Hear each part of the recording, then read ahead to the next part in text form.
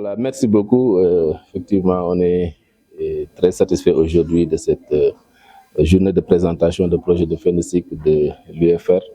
On a eu la chance d'avoir des étudiants qui ont eu comme sujet la commune de Ngogom.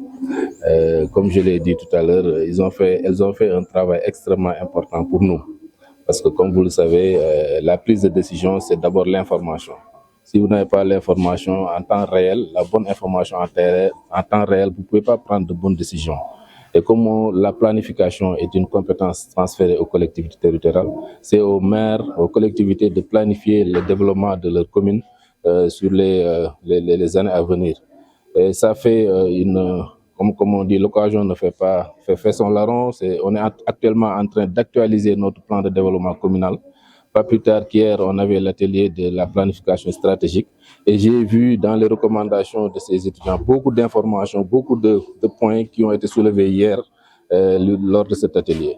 Pour dire, elles ont fait un travail de fourmi, un travail extrêmement poussé parce que prendre toutes les infrastructures, les points géoréférencés de toutes les infrastructures, mais aussi faire une analyse. C'est ça qui m'a beaucoup marqué dans le travail.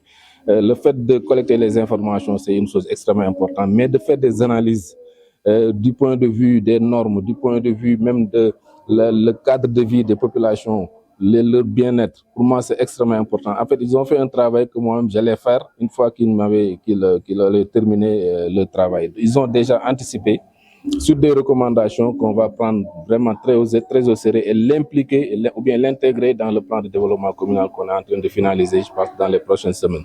Mais comme je l'ai dit aussi, ce travail n'est qu'un début pour avoir un outil beaucoup plus poussé. La commune avait déjà commencé à faire un travail de SIG, mais spécialement au niveau des concessions. Donc, on a cartographié toutes les concessions de la commune et même fait des planifications de développement dans tous les villages. Ces informations-là, ou bien ces données-là, devront être maintenant intégrées à ce travail que ces deux étudiants ont fait, qui concerne principalement les infrastructures sociales de base. Combiner les deux, ça va nous permettre d'un seul clic de comprendre le niveau de couverture des infrastructures pour toutes les populations.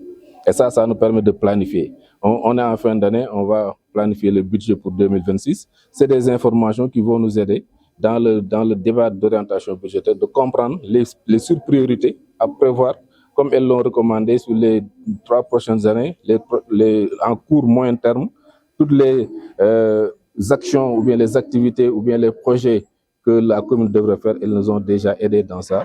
Vraiment, je remercie les encadreurs de ces étudiants-là qui ont fait un travail extrêmement important, particulièrement M. Ndour et M. Cheikh Choubou, qui était mon collègue au niveau du MCA, mais aussi le directeur de l'UFR, Mochoro, qui est un ami avec qui on a beaucoup travaillé.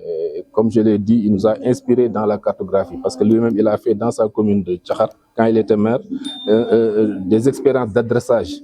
Je m'inspire toujours dans ça pour dire qu'on doit pouvoir avoir les adresses des maisons, comme on l'a à Dakar. On ne l'a pas dans le monde rural.